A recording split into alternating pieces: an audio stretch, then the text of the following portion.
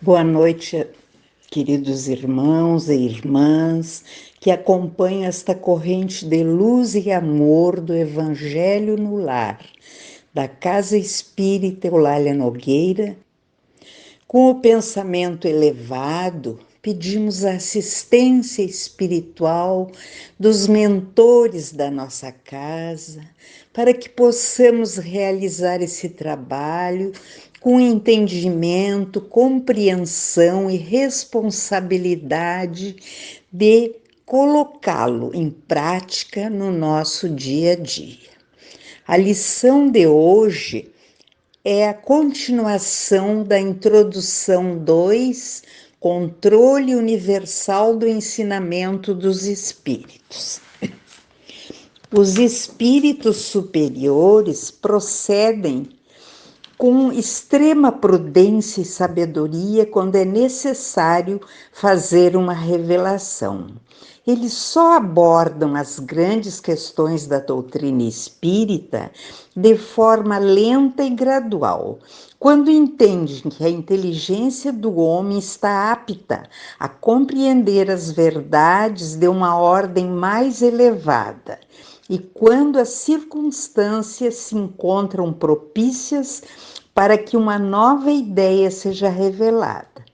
É por isso que, desde o princípio, eles não disseram tudo e continuam sendo prudentes até hoje, não cedendo à impaciência dos apressados que querem colher os frutos antes que eles estejam maduros. Portanto, é inútil querer antecipar o tempo marcado pela providência para que as coisas aconteçam. Os espíritos verdadeiramente sérios ignoram este apelo, enquanto que os espíritos levianos, por não terem nenhum compromisso com a verdade, se dispõem a tudo responder. É por essa razão que, sobre todas as questões prematuras, há sempre respostas contraditórias. Esses princípios não são o resultado de uma teoria pessoal, mas a consequência natural das condições em que os espíritos se manifestam. É evidente concluir-se que, se um espírito diz uma coisa em um lugar, enquanto milhões dizem o contrário em outros lugares, a verdade não pode estar com aquele que ficou sozinho. Ou seria tão ilógico da parte dos espíritos como da parte dos homens alguém pretender ser razão contra todos. Quando os espíritos verdadeiramente sábios não, desculpa, se acham suficientemente esclarecidos sobre uma questão polêmica, nunca exibem de maneira definitiva. Afirmam abordá-la apenas do seu ponto de vista e eles mesmos aconselham que se aguarde uma confirmação. Por mais grandiosa, bela e justa que seja uma ideia, é impossível que ela reúna desde o início todas as opiniões a seu favor. As divergências que surgem ao redor da nova ideia são as consequências inevitáveis do movimento que ela desencadeia. Elas são necessárias para melhor ressaltar a verdade e é muito útil que ocorram no início do movimento, para que as ideias falsas sejam postas de lado o mais rápido possível. Os espíritas que têm algum temor por conta disso devem tranquilizar-se, pois todas as pretensões isoladas cairão diante do grande e poderoso critério da concordância universal. Não será pela opinião de um homem que se estabelecerá a união, mas sim pela voz unânime dos espíritos. Não será um homem, muito menos eu ou qualquer outro, que fundará a ortodoxia espírita, ou seja, uma doutrina pronta e acabada, que não necessita receber novos conhecimentos. Tampouco será um espírito vindo se impor a quem quer que seja.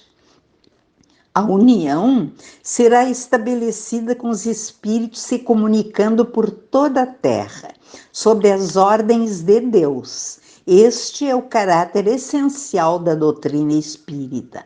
Essa é a sua força e sua autoridade, pois Deus quis que a sua lei fosse assentada sobre uma base inabalável.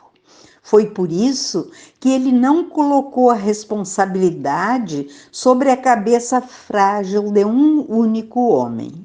E diante deste poderoso tribunal de sabedoria, que todas as oposições e todas as pretensões de supremacia individual serão desfeitas, porque este tribunal desconhece os círculos sociais interesseiros, as rivalidades invejosas, as seitas e as vaidades patrióticas.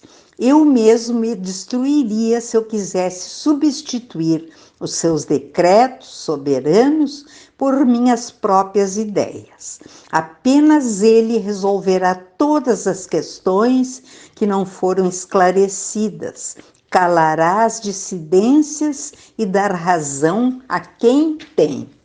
Diante deste grandioso acordo entre os espíritos superiores, o que pode a opinião de um homem ou de um espírito? Menos do que uma gota d'água que se perde no oceano, menos que a voz de uma criança abafada pela tempestade. O juiz supremo é sempre o conjunto da opinião de todos os espíritos superiores, pois é a opinião deles que tem valor em última instância. Essa opinião é formada a partir da reunião de todas as opiniões individuais. Todo conceito que é verdadeiro tem apenas um peso relativo na balança, e todo aquele que é falso não pode se sobrepor aos demais. Nesta imensa assembleia, as individualidades desaparecem, e o que constitui uma nova derrota para a vaidade e o orgulho dos homens. Este conjunto harmonioso já se desenha, e este século não passará sem que ele resplandeça com todo o seu brilho, de modo a eliminar todas as incertezas. Daqui para frente, espíritos importantes receberão a missão de se fazerem ouvir, reunindo os homens sobre uma mesma bandeira, desde que o campo esteja suficientemente preparado. Enquanto isso, aquele que estiver indeciso entre dois sistemas opostos poderá observar em que sentido está caminhando a opinião geral. Esta observação será uma indicação segura, pois apontará o caminho para onde está indo a maioria dos espíritos que se comunicam nos diversos pontos da Terra. Indicará também qual dos dois sistemas prevalecerá. Bem, queridos irmãos, o Tribunal de Sabedoria, Kardec refere-se a todos os espíritos de ordem superior que vieram dar a sua contribuição no sentido de revelar e divulgar a doutrina espírita. Os espíritos superiores são prudentes, sábios e sérios e abordam as grandes questões da doutrina espírita de forma lenta e gradual, quando eles entendem que a inteligência do homem está preparada, está apta para compreender as verdades de uma ordem mais elevada. E quando as circunstâncias se encontram propícias para que uma nova ideia seja revelada. Por isso, desde o princípio, eles não disseram tudo e continuam sendo prudentes até hoje, não cedendo à impaciência dos apressados. Existem espíritos levianos que, por não terem nenhum compromisso com a verdade, se dispõem a tudo responder.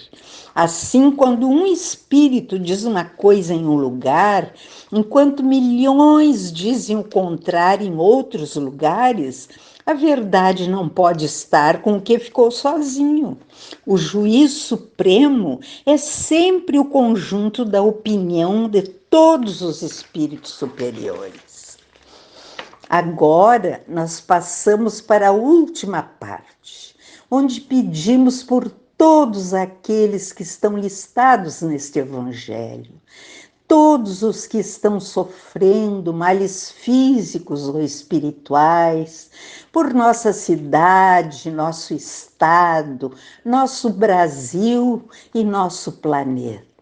E ainda pedimos aos médicos e enfermeiros do espaço que coloquem nas nossas águas o remédio necessário para o nosso corpo e o nosso espírito.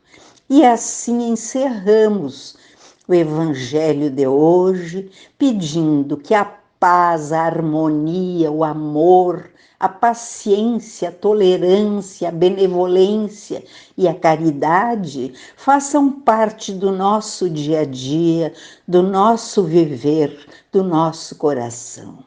Agradecemos por essa oportunidade e desejamos a todos uma boa noite.